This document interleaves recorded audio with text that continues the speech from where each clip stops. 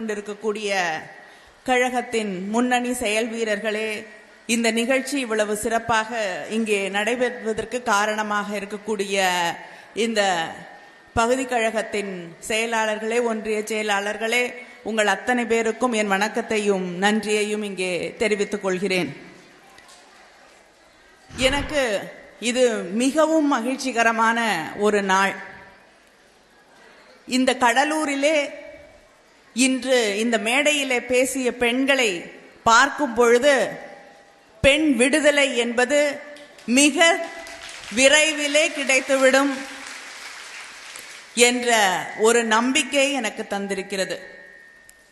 பொதுவாக மகளிர் அணி என்றாலே ஏதோ அந்த பெண்கள் கூட்டத்துக்கு வருவாங்க, மாவட்ட செயலாளர்களும் மற்றவர்களும் பொறுப்பில் இருக்கக்கூடியவர்களும் சொல்றதை கேட்டுட்டு அவர்களுக்கு அடங்கி போய் அவங்க சொல்றக்கூடிய வேலையை மட்டுமே செய்யக்கூடியவர்கள், சுய சிந்தனை இல்லாதவர்கள், தானாக செயல்பட முடியாதவர்கள் என்று பல இயக்கங்களும் பல கட்சிகளும் பல சமூக அமைப்புகளும் அப்படித்தான் பெண்களை பார்க்குது. பெண்களால தானாக எதையும் செயல்படுத்த முடியாது, தைரியமாக முன்வர முடியாது, அவங்களுக்கு தன்னோட குடும்பம் தன்னுடைய வீடு என்பதுதான் மிக முக்கியமான பிரதானமான ஒன்றாக இருக்கும் என்ற ஒரு நினைவு, ஒரு கருத்து பல பேரோட மனசுல இருக்கு. ஆனா இன்னைக்கு மேடையிலே நான் பார்த்த பெண்கள் இது அத்தனையும் உடைத்து எறிந்தார்கள். தலைவர் கலைஞரை பத்தி நாம் அத்தனை பேரும் அறிந்த ஒரு செய்தி. தன்னுடைய துணைவியாரும் தன் தந்தையும் உடல் நலம் சரியில்லாமல் வீட்டிலே இருந்த பொழுது அவர்கள் துடித்துக் கொண்டிருந்த அந்த நேரத்தில் கூட தன் கடமையை மறக்காமல் கட்சி பணியாற்றிய ஒரு தலைவர் என்ற பெருமை தலைவர் கலைஞர் அவர்களுக்கு உண்டு. அந்த தலைவனுடைய ஒரு சாயலைத்தான் இன்று மேடை ஏறிய 2 பெண்களில் நான் பார்த்தேன்.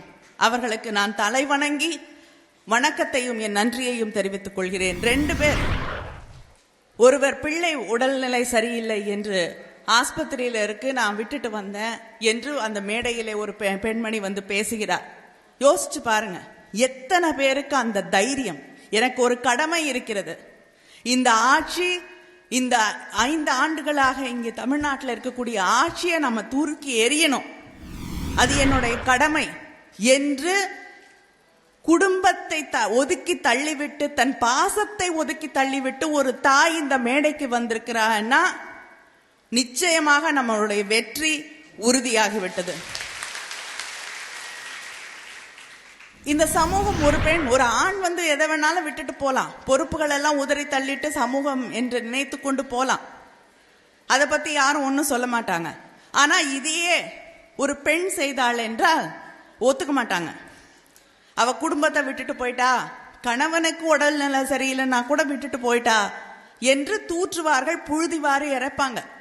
ஆனா அதையெல்லாம் துச்சம் என்று நினைத்து தூக்கி எறிந்து விட்டு இந்த மேடைக்கு, என் கணவனுக்கு அங்க ஆபரேஷன் நடக்குது, நான் இங்க மேடையில வந்து என்னுடைய கருத்துக்களை சொல்ல நான் வந்தேன் என்று ஒரு பெண் வந்தார்ல, அந்த பெண்ணின் துணிச்சல் இன்னைக்கு பல நேரங்கள்ல நம்ம பெண்களுக்கு இந்த சமூகத்துல ஒரு இடம் வேண்டும், அதுவும் தேர்தலிலே அந்த பெண்களுக்கு நியாயமாக கிடைக்க வேண்டிய இடம் வேண்டும், இடஒதுக்கீடு வேண்டும் என்று போராடி கொண்டிருக்கிறோம்.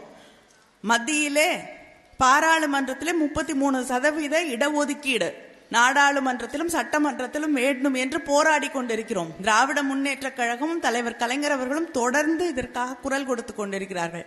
நான் ஒவ்வொரு கூட்டத்தொடருக்கு முன்னாடி, பார்லிமெண்ட் ஆரம்பிக்கிறதுக்கு முன்னாடி ஒரு கூட்டத்தொடர், ஒரு சின்ன கூட்டம் நடைபெறும். அந்த கூட்டத்தில் பல கட்சியின், அந்த கட்சியுடைய பாராளுமன்ற தலைவர்கள் கலந்து கொள்வார்கள். ஒவ்வொரு முறையும் நான் அந்த கூட்டத்துக்கு போகும்பொழுது இந்த முறையாவது அந்த இடஒதுக்கீடு மசோதாவை நிறைவேற்றுங்கள் நிறைவேற்றுங்கள் என்று ஒவ்வொரு முறையும் நான் சொல்லுவேன். ஆனால் எந்த கட்சியும் அதை நிறைவேற்றவில்லை. ஆனால் இன்னைக்கு இந்த மேடையில் பார்த்த பெண்களை பார்த்த பிறகு எனக்கு எந்த கட்சியும் அதை நிறைவேற்ற வேண்டிய அவசியம் இல்லை என்று தோன்றுகிறது. நாம் நம் இடத்தை நாம ஈட்டிக்கொள்வோம், பெற்றுக்கொள்வோம் என்ற அந்த நம்பிக்கை வந்திருக்கிறது.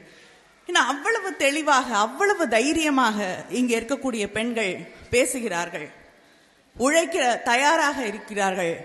அதனால இங்கே பேசிய மாவட்ட செயலாளர் பன்னீர்செல்வம் அவர்கள் சொன்னது போல ஆண்கள் கொஞ்சம் ஜாக்கிரதையாகத்தான் இருக்க வேண்டும். ஆனால் பெண்கள் நியாயமானவர்கள். எப்பொழுதும் 33% கொடுக்கறதுக்கே நீங்கள் கண்ணீர் விட்டு கொண்டிருக்கிறீர்கள். ஆனா பெண்கள் நியாயமாக நடந்து கொள்வார்கள். 50%க்கு மேல நாங்க இடஒதுக்கீடு கேட்க மாட்டோம். தானா நின்று ஜெயிச்சு வந்தா யாராலையும் தடுக்க முடியாது.